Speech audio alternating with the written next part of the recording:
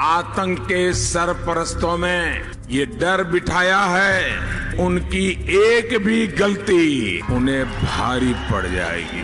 जिसका कोई नीति नहीं है, नेता नहीं है, वो आतंकवादियों को मुंहतोड़ जवाब दे सकता है क्या? गरीबी पे सर्जिकल स्ट्राइक गठबंधन बना है, वो पाकिस्तान को मुंहतोड़ जवाब दे सकता है क्या? भाई और बहनों, आपके बैंक अकाउंट में 72,000 रुपए साल का जा रहा है। आतंकवाद और पाकिस्तान को मुंहतोड़ जवाब अगर कोई दे सकता है, भारतीय जनता पार्टी और नरेंद्र मोदी।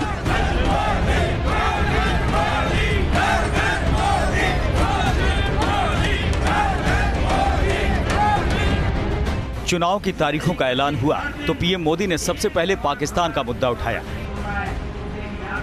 पुलवामा हमले के बाद की गई एयर स्ट्राइक बीजेपी के लिए सोने पर सुहागा जैसी थी और इसी को मौका बनाते हुए मोदी ने भुनाना शुरू कर दिया। राष्ट्रीय सुरक्षा के मुद्दे को लेकर बीजेपी ने अहम रणनीति बनाई और हर रैली में इसे धार दी। मोदी ने सर्जिकल स्ट्राइक और एयर स्ट्राइक का जिक्र कर विपक्ष को चुन चुन कर निशाने पर लिया। भाइयों बहनों, आप ही बताइए, देश को हिंदुस्तान के हीरो चाहिए या पाकिस्तान के? मेरे प्यारे देशवासियों, मैं 130 करोड़ देशवासियों से पूछना चाहता हूं, क्या हमें सबूत चाहिए कि हमें सपूत चाहिए? पीओके में हुई स्ट्राइक से जनता जोश से लबरेज थी और मोदी भी इसमें कहां चूकने वाले थे। एक भी ऐसी रैली नहीं गई जहां सर्जिकल स्ट्राइक और एयर स्ट्राइक का जिक्र न किया हो। ये नया हिंदुस्तान है जो घर में घुस करके मारता है। मैं वही खाता नहीं रखता हूं कि चलो वही खाते में लिखेंगे, कभी न कभी निकालेंगे। जी नहीं, उस खून के सूखने से पहले बदला लिया जाएगा। विपक्ष ने जब इस पर सवाल उठाए तो मोदी ने इसे सेना के अपमान से जोड़ दिया। मोदी ने राष्ट्रीय सुरक्षा को 2019 के लोकसभा चुनाव का सबसे बड़ा मुद्दा बना दिया। विंग कमांडर अभिनंदन की पाकिस्तान से वापसी भी देश के लिए बड़ी जीत थी और इसका क्रेडिट भी मोदी सरकार को गया। सरकार की कूटनीति और रणनीति की चुनाव में खूब चर्चा हुई। इसे रैलियों में भी बीजेपी ने खूब भुनाया। मोदी ने इसे अपनी सरकार के मजबूत इरादों की तरह जनता के सामने पेश किया। वाघा बॉर्डर तक विदाई देने आना पड़ा था। हमारे फॉरेन सेक्रेटरी को मैंने कहा, प्रेस आप लीजिए और दुनिया के सामने इतना बता दीजिए कि हमारे पायलट को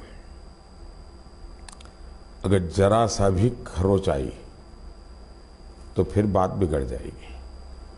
और ये हमारा स्टेटमेंट बहुत पब्लिक स्टेटमेंट है। करीब 1 बजे मैंने दिया था, करीब 1 बजे दिया था। तो मैसेज वाज क्लियर कि हम क्या करने वाले हैं।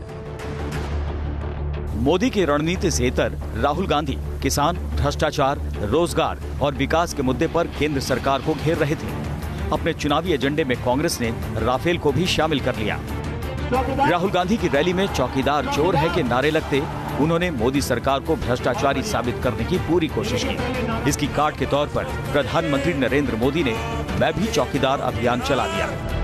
पूरी तरह से चौकन्ना है। ट्विटर हैंडल पर नाम बदल गया, पहचान बदल गई और ये अभियान बीजेपी के पक्ष में माहौल बनाने के लिए काफी था।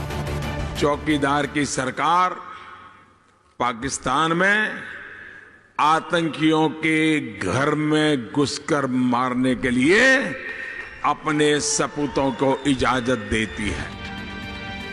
वोटरों का मूड और मोदी का मिजाज चुनाव के ऐलान के साथ साथ प्रचार थमने तक एक जैसा रहा और नतीजा अब देश के सामने है।